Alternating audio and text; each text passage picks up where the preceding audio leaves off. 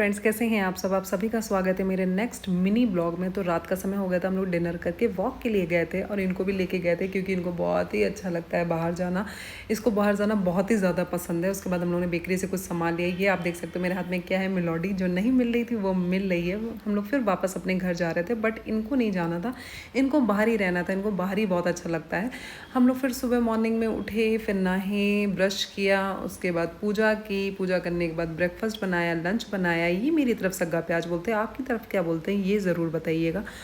Breakfast में हम लोग ने बनाया था छुआरा, किशमिश, मखाने, काजू, बादाम, सब कुछ डाल के हम लोग ने दूध में पका के बनाया था। बहुत ही हेल्दी होता है बच्चे के लिए भी और हम लोगों के लिए भी। उसके बाद मालिश की, नहवाया, पढ़ाई कर रहा था। ये इसको बहुत मज़ा आता है। सुबह पढ़ाई ये अपने मन से ही करते हैं। सारे चार्ट मैंने लगा रखे, इसको बहुत अच्छा लगता है, बहुत अच्छे से बताता है। आप बताइएगा तो इसका ब्लॉग मैं जल्दी लेके आऊँगी। ये सो गया था, मौसम बहुत अच्छा था, बहुत ही रोमांटिक था। Okay, bye.